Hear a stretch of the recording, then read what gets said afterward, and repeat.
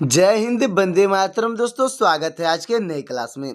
आज आप लोग के लिए लाया हूं जीके जीएस का 80 मोस्ट इंपोर्टेंट क्वेश्चन, जो रेलवे ग्रुप डी एग्जाम की दृष्टि से बहुत ही इंपोर्टेंट होने वाला है। तो दोस्तों, इस वीडियो को शुरू से अंत तक जरूर देखिएगा और वीडियो अच्छा लगे तो वीडियो को लाइक करके चैनल को सब्सक्राइब कर दीजिएगा। तो चलिए दोस्तों, शुरू करते हैं आज की अपने क्लास को। तो आज का पहला प्रश्न हो जाएगा। पहला प्रश्न है, किस राज्य में राष्ट्रीय उद्यान वैली ऑफ फ्लावर है? तो आपका राइट आंसर हो जाएगा दोस्तों ऑप्शन नंबर बी, यानी कि उत्तराखंड में। दोस्तों, उत्तराखंड आपका बिल्कुल राइट आंसर हो जाएगा। अगला प्रश्न है, संविधान के किस अनुच्छेद में यह अंकित है कि इंडिया अर्थात भारत राज्यों का एक संघ है? दोस्तों, राज्यों का एक संघ है बोला है, तो आपका राइट आंसर हो जाएगा ऑप्शन नंबर ए, यानी कि अनुच्छेद 1 में अंकित है। दोस्तों, अनुच्छेद 1 आपका बिल्कुल राइट आंसर हो जाएगा। अगला प्रश्न है, रतौंधी किस विटामिन की कमी से होती है? यानी कि दोस्तों, नाइट ब्लाइंडेड जो है रतौंधी किस विटामिन की कमी से होता है? तो आपका राइट आंसर हो जाएगा ऑप्शन नंबर डी, यानी कि विटामिन ए की कमी से होती है। दोस्तों, विटामिन ए जो है आपका बिल्कुल राइट आंसर हो जाएगा। अगला प्रश्न है, ओकोलॉजी किसकी अध्ययन की बात करता है? दोस्तों, ओकोलॉजी जो है किसके अध्ययन की बात करता है? तो आपका राइट आंसर हो जाएगा ऑप्शन नंबर बी, यानी कि कैंसर का अध्ययन का बात करता है। दोस्तों, कैंसर का अध्ययन आपका बिल्कुल राइट आंसर हो जाएगा। अगला प्रश्न है, निम्नलिखित में से कौन ऊष्मा का सर्वोत्तम चालक है? दोस्तों, ऊष्मा का सर्वोत्तम चालक पूछा है, तो आपका राइट आंसर हो जाएगा ऑप्शन नंबर बी, यानी कि पारा है। दोस्तों, पारा जो है ऊष्मा का सर्वोत्तम चालक है, तो पारा आपका बिल्कुल राइट आंसर हो जाएगा। अगला प्रश्न है, विटामिन ए का रासायनिक नाम क्या है? तो आपका राइट आंसर हो जाएगा ऑप्शन नंबर डी, यानी दोस्तों रेटिनॉल है। दोस्तों, विटामिन ए का रासायनिक नाम रेटिनॉल आपका बिल्कुल राइट आंसर हो जाएगा। तो दोस्तों, हमारा अगला प्रश्न हो जाएगा, केल्विन मान से मानव शरीर का सामान्य ताप क्या है?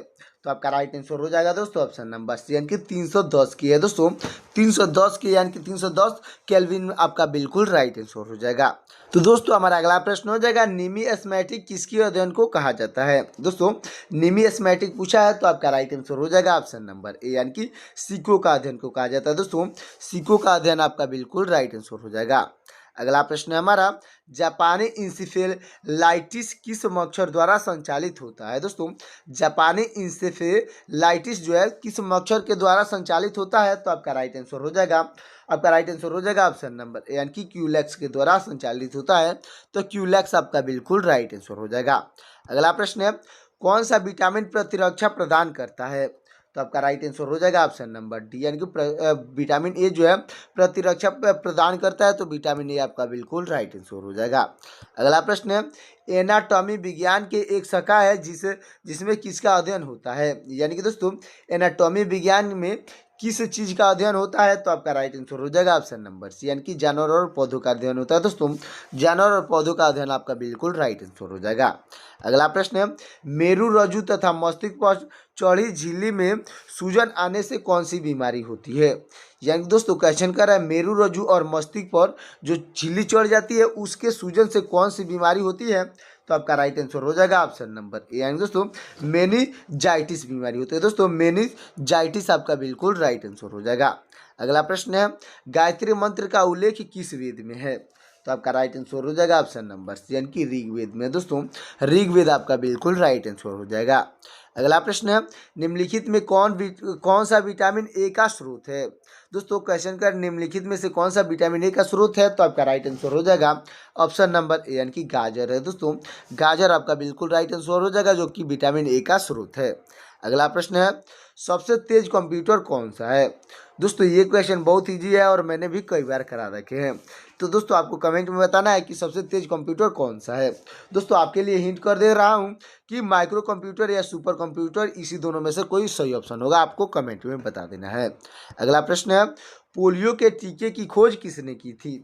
तो आपका राइट आंसर हो जाएगा दोस्तों ऑप्शन नंबर ए, यानी कि जॉन साल्क ने की थी। दोस्तों, पोलियो के टीके का खोज जॉन साल्क आपके बिल्कुल राइट आंसर हो जाएंगे। तो हमारा अगला प्रश्न हो जाएगा, ऑर्निथोलॉजी के अध्ययन को कहा जाता है? यानी कि दोस्तों, ऑर्निथोलॉजी को क्या कहा जाता है? तो आपका राइट आंसर हो जाएगा ऑप्शन नंबर सी, यानी कि पक्षियों का अध्ययन कहा जाता है। दोस्तों, पक्षियों का अध्ययन आपका बिल्कुल राइट आंसर हो जाएगा। अगला प्रश्न है, निम्नलिखित में कौन सा रोग एक वायरस द्वारा फैलता है? तो आपका राइट आंसर हो जाएगा ऑप्शन नंबर डी। यानी दोस्तों हेपेटाइटिस जो है एक वायरस द्वारा फैलता है, तो हेपेटाइटिस आपका बिल्कुल राइट आंसर हो जाएगा। अगला प्रश्न है दाचीग्राम वन्य जीव अभयारण्य भारत के किस राज्य में है? दोस्तों दाचीग्राम वन्य जीव अभयारण्य पूछा है, तो आपका राइट आंसर हो जाएगा ऑप्शन नंबर डी, यानी कि जम्मू और कश्मीर में स्थित है। दोस्तों जम्मू कश्मीर आपका बिल्कुल राइट आंसर हो जाएगा। अगला प्रश्न है विटामिन ए और बी के आविष्कारक कौन है? यानी कि दोस्तों विटामिन ए और बी के आविष्कार यानी कि खोज किसने की थी? तो आपके राइट आंसर हो जाएंगे ऑप्शन नंबर बी, यानी कि मैकुलन ने की थी। दोस्तों मैकुलन आपके बिल्कुल राइट आंसर हो जाएंगे। अगला प्रश्न है सिंधु घाटी सभ्यता के शहरों की गलियां कैसी थी? तो दोस्तों आपका राइट आंसर हो जाएगा ऑप्शन नंबर बी, यानी कि चौड़ी और सीधी थी। दोस्तों सिंधु घाटी सभ्यता के शहरों की गलियां जो है सीधी और चौड़ी और सीधी आपका बिल्कुल राइट आंसर हो जाएगा।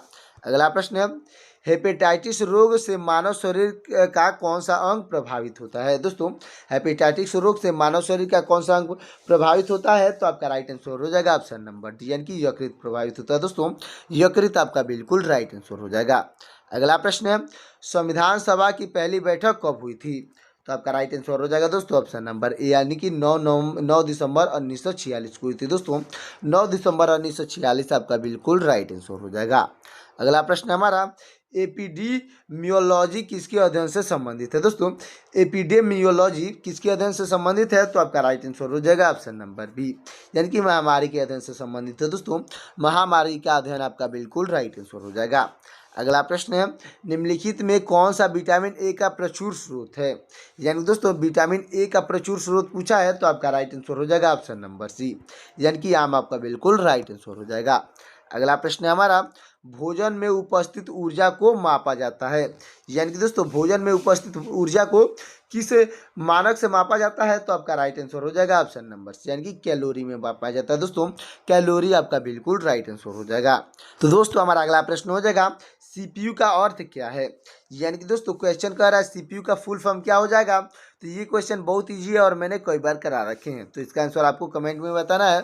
तो दोस्तों फटाफट कमेंट कर दीजिएगा। और दोस्तों अब तक वीडियो को लाइक नहीं किए हैं तो वीडियो को लाइक करके चैनल को सब्सक्राइब कर दीजिएगा। अगला प्रश्न हो जाएगा एलिसा परीक्षण किसके लिए किया जाता है? तो आपका राइट आंसर हो जाएगा दोस्तों ऑप्शन नंबर ए, यानी कि एड्स के लिए किया जाता है। दोस्तों एड्स के लिए किया जाता है, तो एड्स आपका बिल्कुल राइट आंसर हो जाएगा। अगला प्रश्न हो जाएगा दोस्तों हमारा मानस पशु विहार कहाँ पर है? दोस्तों मानस पशु विहार जो है कहाँ पे है? तो आपका राइट आंसर हो जाएगा ऑप्शन नंबर बी, यानी कि असम में स्थित है। दोस्तों असम आपका बिल्कुल राइट आंसर हो जाएगा। अगला प्रश्न हमारा निम्नलिखित में कौन सा रोग कीटों के कारण होता है? तो आपका राइट आंसर हो जाएगा दोस्तों ऑप्शन नंबर सी, यानी कि डेंगू रोग जो है दोस्तों कीटों के कारण होता है, तो डेंगू आपका बिल्कुल राइट आंसर हो जाएगा। चलते हैं अगले प्रश्न की ओर। दोस्तों अगला प्रश्न हमारा निम्नलिखित उत्पादों में कौन सा उत्पादक पेंटियम ब्रांड नाम से बेचा जाता है? तो आपका राइट आंसर हो जाएगा ऑप्शन नंबर बी, यानी दोस्तों माइक्रो प्रोसेसर जो है दोस्तों जो पेंटियम ब्रांड के नाम से बेचा जाता है, तो माइक्रो प्रोसेसर आपका बिल्कुल राइट आंसर हो जाएगा।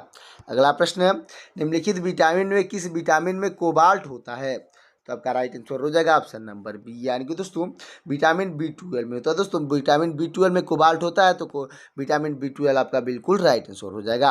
अगला प्रश्न है रानीखेत बीमारी किस जीव से संबंधित है? दोस्तों रानीखेत बीमारी जो है किस जीव से संबंधित है? तो आपका राइट आंसर हो जाएगा ऑप्शन नंबर ए, यानी कि मुर्गियों से संबंधित है। दोस्तों मुर्गियाँ आपका बिल्कुल राइट आंसर हो जाएंगी। अगला प्रश्न है दुधवा राष्ट्रीय उद्यान कहाँ पर अवस्थित है? तो आपका राइट आंसर हो जाएगा ऑप्शन नंबर बी, यानी कि उत्तर प्रदेश में स्थित है। दोस्तों उत्तर प्रदेश आपका बिल्कुल राइट आंसर हो जाएगा। अगला प्रश्न है सापेक्ष आर्द्रता को मापने के लिए किस उपकरण का प्रयोग किया जाता है? तो आपका राइट आंसर हो जाएगा ऑप्शन नंबर सी, यानी दोस्तों हाइग्रोमीटर का प्रयोग किया जाता है। दोस्तों हाइग्रोमीटर आपका बिल्कुल राइट आंसर हो जाएगा।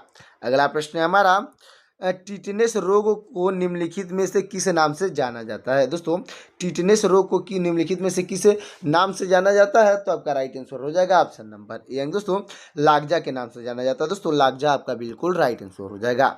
अगला प्रश्न है संविधान सभा का अस्थायी अध्यक्ष कौन था? तो आपका राइट आंसर हो जाएगा ऑप्शन नंबर डी, यानी कि राजेंद्र प्रसाद थे। दोस्तों राजेंद्र प्रसाद आपके बिल्कुल राइट आंसर हो जाएंगे।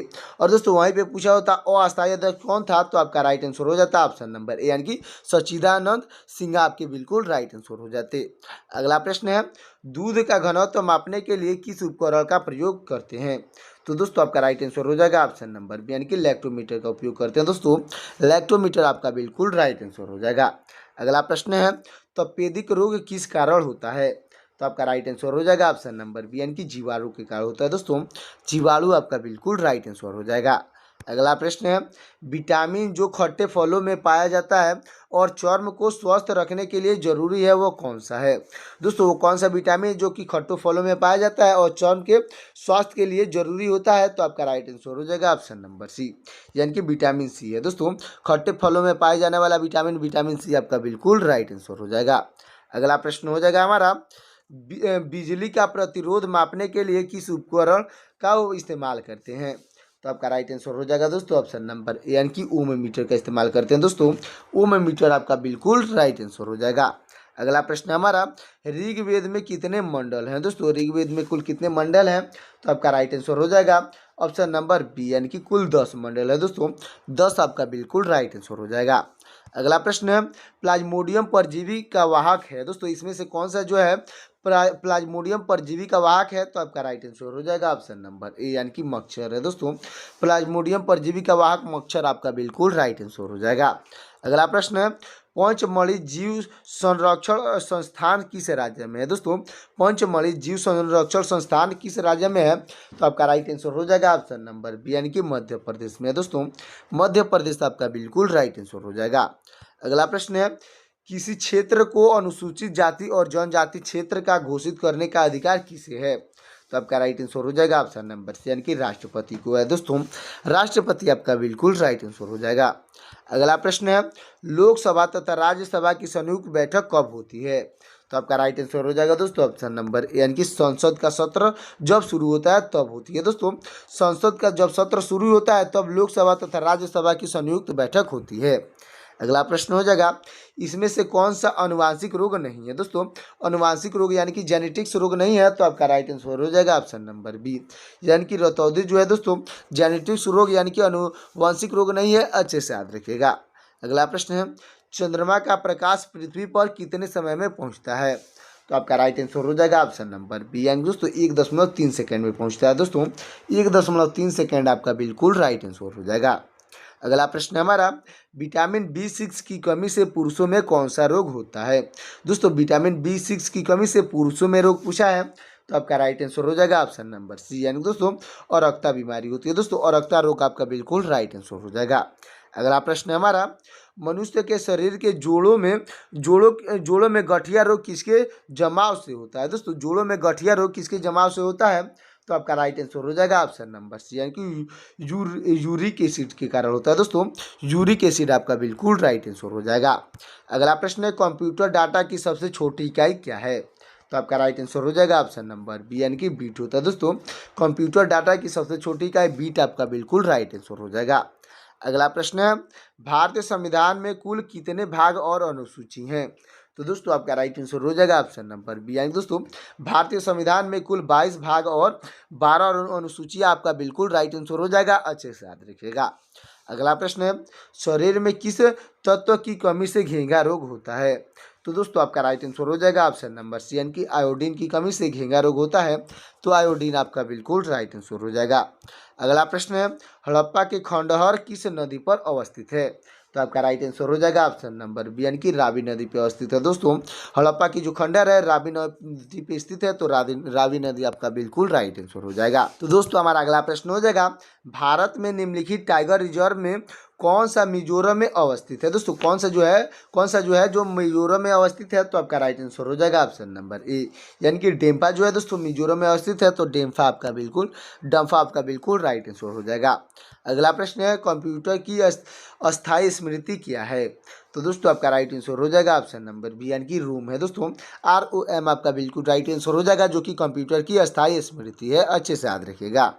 अगला प्रश्न है हमारा, पेरियार अभ्यावरण कहाँ है? दोस्तों पेरियार अभ्यावरण कहाँ है? तो आपका राइट आंसर हो जाएगा ऑप्शन नंबर बी, यानी कि केरल में स्थित है दोस्तों।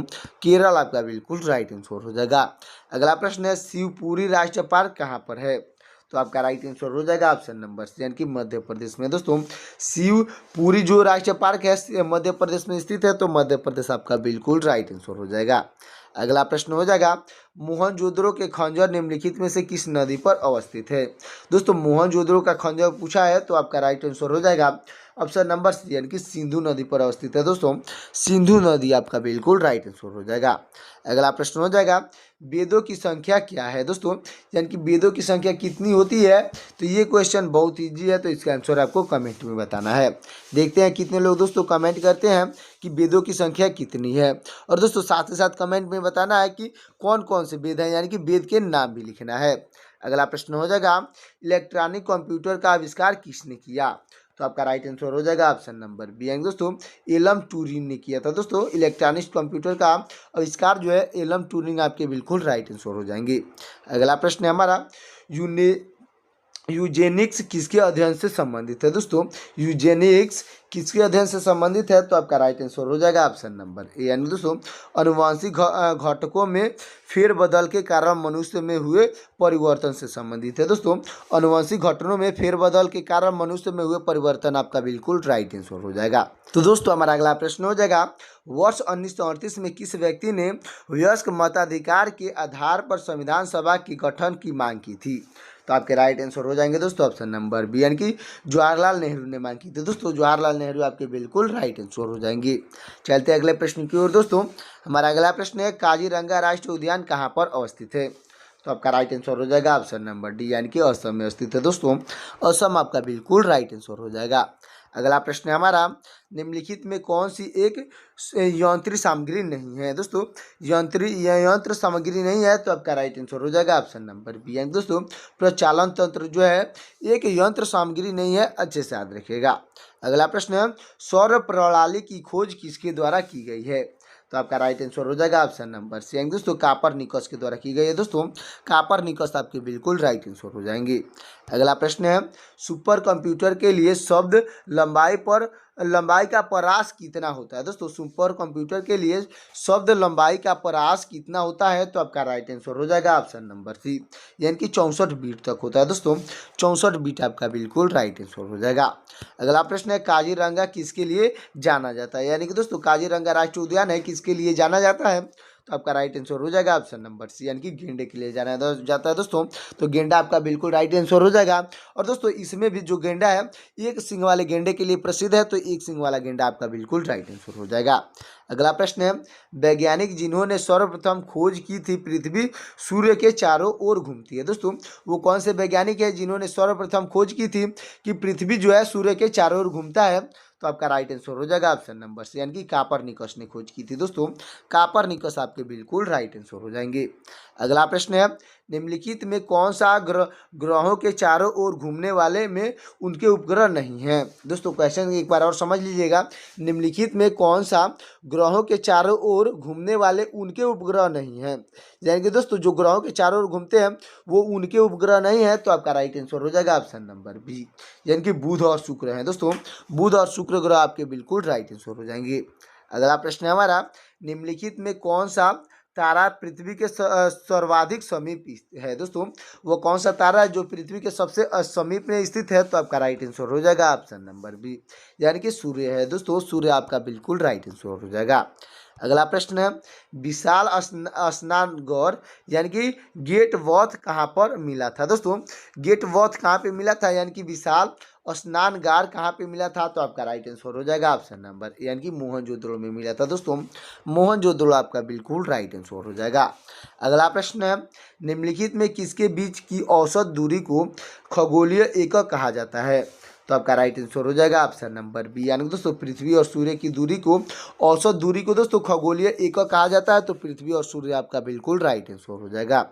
अगला प्रश्न है वैदिक काल में राजा जनता से जो कर वसूलता था उसे क्या कहते थे। दोस्तों वैदिक काल में पूछा है जो राजा कर वसूलते थे उसे क्या कहते हैं, तो दोस्तों आपका राइट आंसर हो जाएगा ऑप्शन नंबर ए, यानी कि बलि कहते थे। दोस्तों बलि आपका बिल्कुल राइट आंसर हो जाएगा।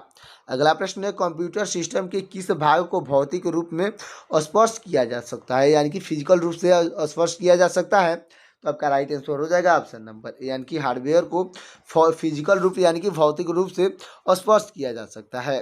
अगला प्रश्न हो जाएगा हमारा, निम्नलिखित में कौन सा शब्द भारत के संविधान की उद्देशिका में नहीं है।